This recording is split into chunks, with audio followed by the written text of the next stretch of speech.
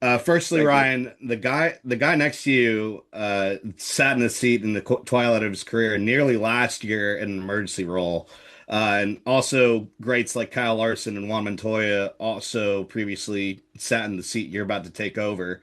How much does it mean to you to take over that seat with a lot of greats that have sat there? I mean, it's a huge honor to to be with Arrow McLaren to represent them on and off the racetrack. It's one of the most iconic racing teams in history.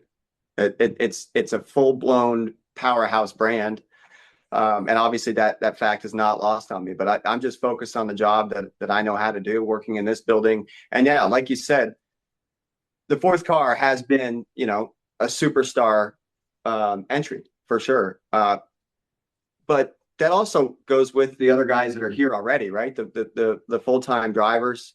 The building's loaded with talent. The team is on the management side, engineering crew, all of it. So I don't really look at it that way. I just look at it like, hey, I fit into this position and I need to do what I know how to do, and apply myself the best way I can.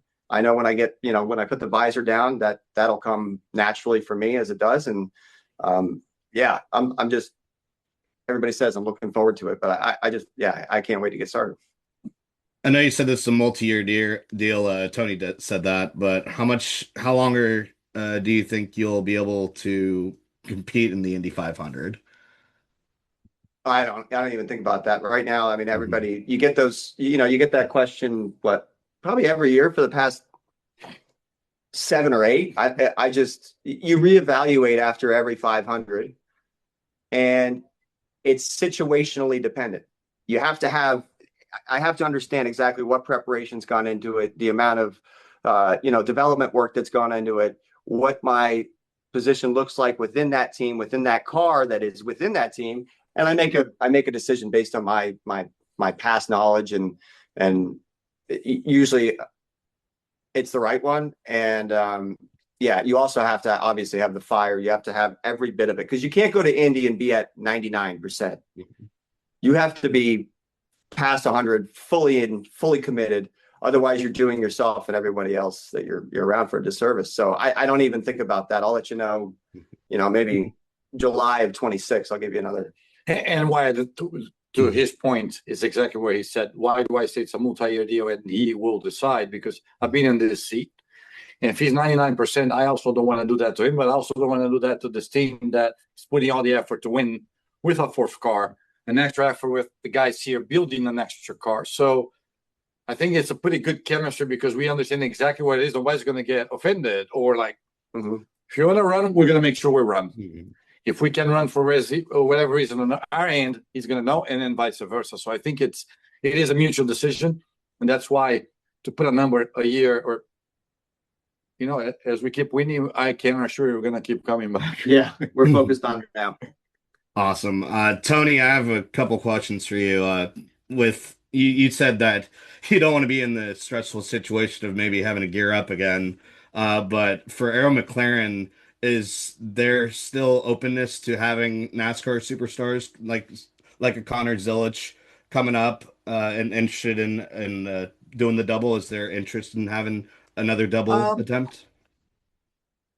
Look, we're committed to him right now. I just said it's a multi-year deal. I'm definitely not running 5 cars. I think that the kid is extremely talented, but yeah, we don't. I appreciate what I've been through with what Kyle did. I think nowadays it's becoming more and more difficult than actually in the past when Tony Stewart did or Kurt. Mhm. So I'm a big fan. I never say no to anything. Thing is, my commitment is with Ryan for the next few years. I'm not going to say no, but I think right now it's definitely not where my head is at. Have you contacted Larson since his Cup Series championship to congratulate? Of course, of course, of course. I mean, we kept through this year. We talked quite a bit. He was making fun of me. He's a documentary it's about to come out, and he said there should be a Tony Kanaan documentary. I mean, they just follow us the whole time. But yeah, Kyle, I gotta watch this. But yeah, it'll be interesting. Yeah. I did. I congratulated him. Obviously, he was pretty humble about saying, man, sometimes you get lucky. You know, we did everything we could, but this one, I gotta say, we did everything right, but the other guys did everything wrong. And I'm happy for them. We actually just delivered to Mr. Hendrick his actually IndyCar fully rebuilt.